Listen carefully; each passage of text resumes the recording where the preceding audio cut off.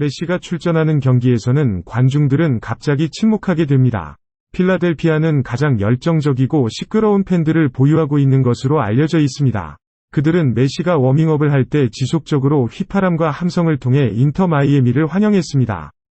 한편으로 필라델피아의 감독 짐 커티는 메시를 잘 돌보겠다고 공개적으로 밝혔습니다.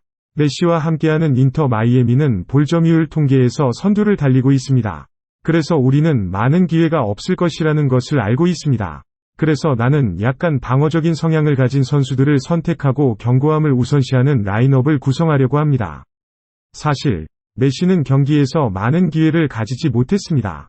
필라델피아는 경기 전체 동안 메시를 맡은 선수를 지정했습니다.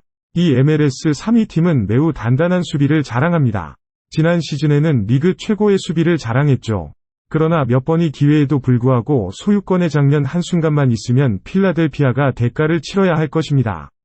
20분, 센터에서 마르티네스로부터 공을 받은 메시는 움직임을 이끄는 동안 31.8m 거리에서 낮은 각도로 슛을 날렸고 득점하여 스코어를 2에서 0으로 올렸습니다. 그는 마이애미를 대표해 6경기 연속으로 득점했습니다. 그는 또한 6경기 후에도 최다 득점자 랭킹에서 선두를 유지하고 있습니다.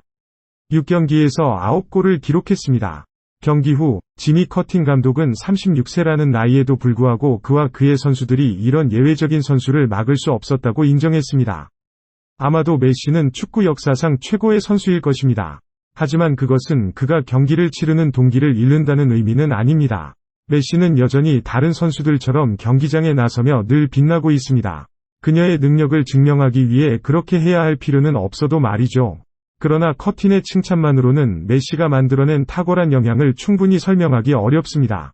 더 아틀레틱스의 컴퓨터 데이터에 따르면 이 슛에서 득점할 확률은 1% 미만이기에도 메시는 여전히 골문을 찾는 방법을 알고 있습니다. 다시 말해 100번 시도하면 1번만 성공할 것입니다.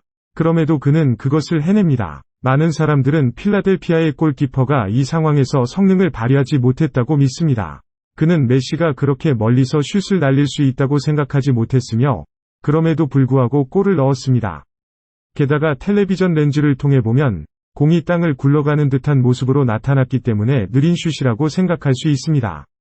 실제로는 전혀 느리지 않았습니다. 또 하나의 세부사항을 덧붙이면 메시는 골키퍼가 뒤로 움직이는 것을 관찰하고 그 동작을 수행하는 동안 수비수가 빠르게 반응하기 어렵다는 것을 의미합니다. 끝맺음 기술부터 메시의 원거리 슛으로 이어지는 관찰까지 종합하면 이번 골은 메시의 전역에서 두 번째 원거리 골입니다.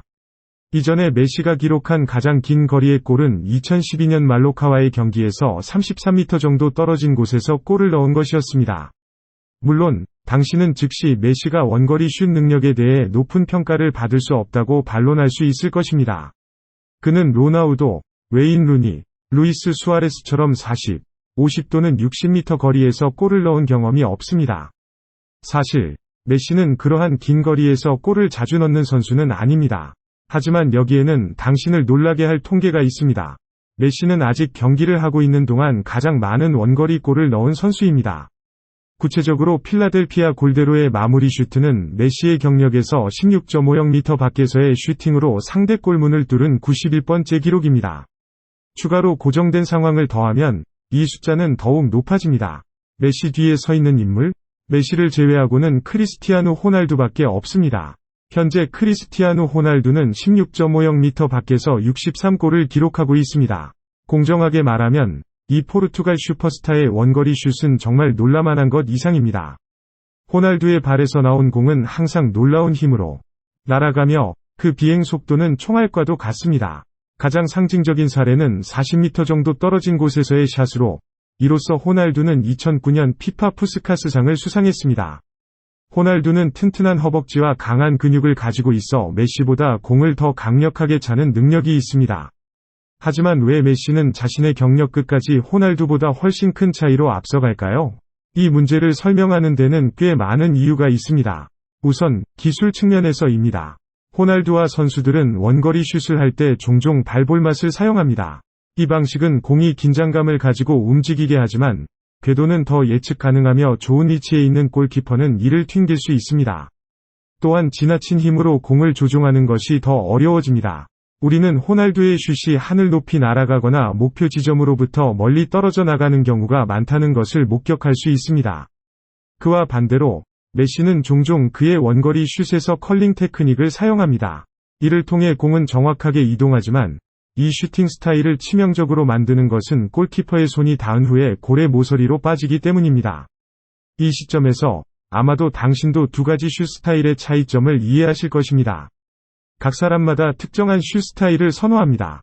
당신은 로나우도의 슛이 메시보다 나쁘다거나 그 반대를 말할 수 없습니다. 하지만 효과적인 면에서는 통계가 꽤 선명하게 보여줍니다. 메시의 우세함은 무섭도록 압도적입니다. 두 번째로, 메시는 로나우도와 다른 대부분의 공격 선수보다 상황 인식력이 우수합니다. 필라델피아와의 골을 다시 생각해보면 메시는 상대 골키퍼가 앞으로 나와 대응할 때 발견하고 인터 마이애미가 반격할 때 후퇴하도록 만들었습니다. 메시의 상대방은 불리한 상황에 처했고 즉시 그의 마음이 원거리 슛 옵션으로 전환되었습니다. 우리가 본 것처럼 골키퍼 블레이크는 정확한 다이브를 할 수 없었습니다.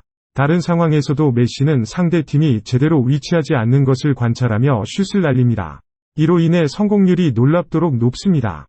이 두 가지 요소를 결합하면 우리는 메시가 축구 세계에서 진정한 원거리 슈팅인 이유를 이해할 수 있습니다. 물론 먹고 자기만 하면 경기장에서 좋은 성과를 낼 수는 없습니다. 메시는 거대한 근육을 가지고 있지 않지만 허벅지 근육을 열심히 훈련하고 있습니다. 메시는 광분적으로 무게를 들지 않습니다. 대신 그는 항상 피트니스 전문가의 엄격한 감독 아래에서 철저하게 계획된 훈련 계획을 따릅니다. 메시의 신체적인 키가 약점이라고 일반적으로 생각되지만 이 요소는 사실 그의 강점을 형성하는 요소로 작용하며 그를 독특하게 만듭니다. 메시처럼 되려면 먼저 폭발력 있는 힘을 갖추어야 하고 그런 다음 발목, 엉덩이 및 체의 안정성을 제어하여 그 폭발력을 효과적으로 경기장에 전달해야 합니다. 최종적으로 그것을 올바른 방향으로 통제해야 합니다. 그것이 메시의 특별한 능력입니다. 메시는 작지만 그의 힘대 체중 비율은 믿기 어려울 정도로 놀라운 것입니다. 스포츠 성과 연구 전문가인 크레이그 프리드먼이 ESPN에서 언급했습니다. 따라서 플랭크와 다리를 들어 올리는 운동, 그리고 앞으로 걸어가는 운동은 메시의 허벅지 근육을 늘리고 무릎 높이를 향상시킵니다. 이는 마이애미의 공격수가 더 빨리 움직이고 강력한 차기를 날릴 수 있게 돕습니다.